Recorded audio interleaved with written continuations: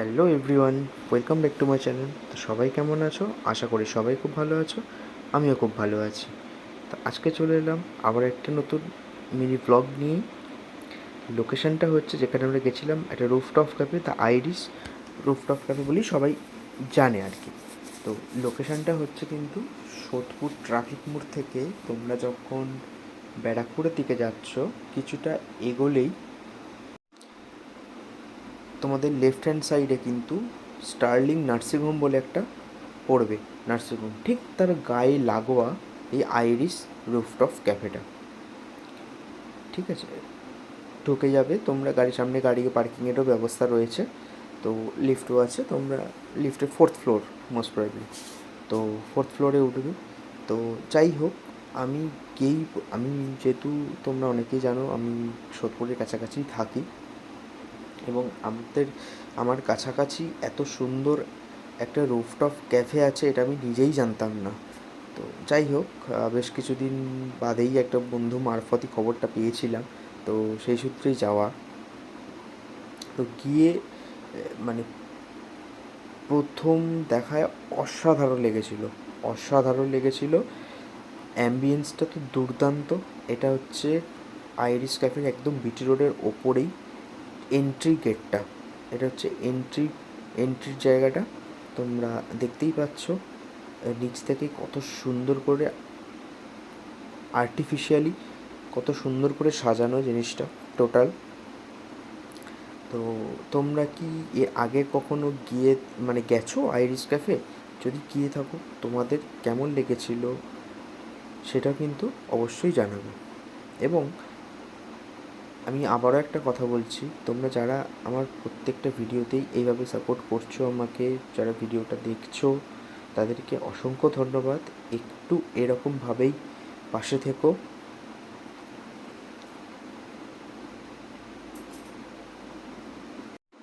ঢুকেই এই স্টেয়ারকেসটা ক্রস করেই তোমাদের কিন্তু লিফট আছে।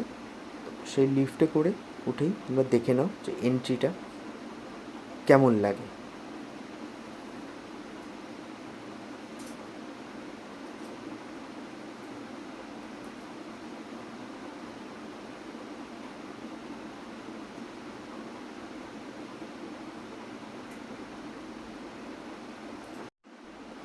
তো তোমাদের আইরিস ক্যাফের ফার্স্ট ভিউটা হচ্ছে এটাই।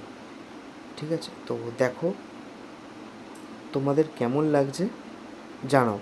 আর যদি কেউ গিয়ে থাকো তোমরা কী কী আইটেম ট্রাই করেছিলে, হ্যাঁ সেটা অবশ্যই কমেন্টে জানিও।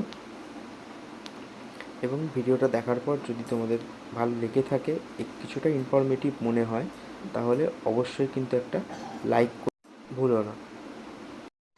আর হ্যাঁ, আমার এই ফুড ব্লগিং ভিডিও ছাড়া যদি তোমাদের মনে হয় অন্য রকম কিছু টপিকের ওপর ভিডিও চাইছো বা হলে ভালো হয়, তাহলে সেটাও কিন্তু অবশ্যই কমেন্টে জানাবে। আমি ডেফিনেটলি ট্রাই করব সেই বিষয় বা টপিকটাকে কভার করার। ঠিক আছে, তো তোমরা দেখতে থাকো টোটাল অ্যাম্বিয়েন্সটা আইরিস রুফটপ ক্যাফে।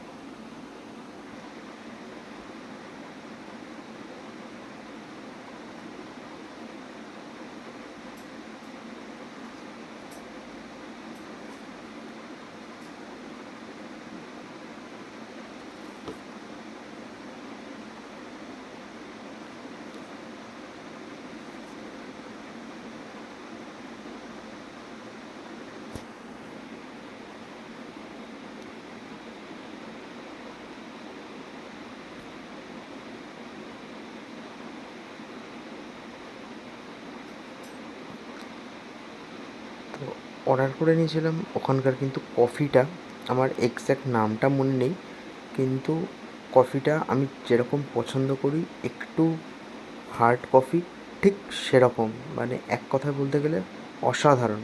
সাথে কিন্তু কুকিজটা ফ্রি ছিল। ঠিক আছে, এবং কফির কোয়ান্টিটিটা তোমরা দেখে বুঝতে পারছো যথেষ্ট বেশি।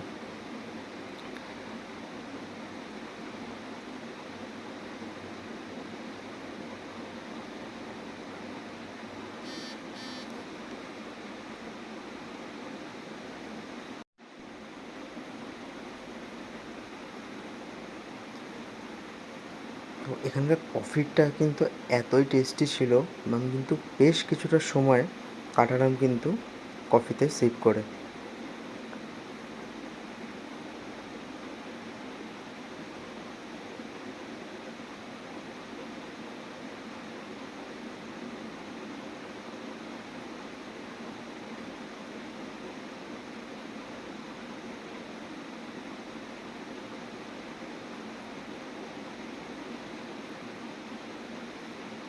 এটা বোধহয় মোস্ট প্রবলি সুগার পাউচ ছিল, যেটা কফিতে মেশানোর আগে ভাবছিলাম।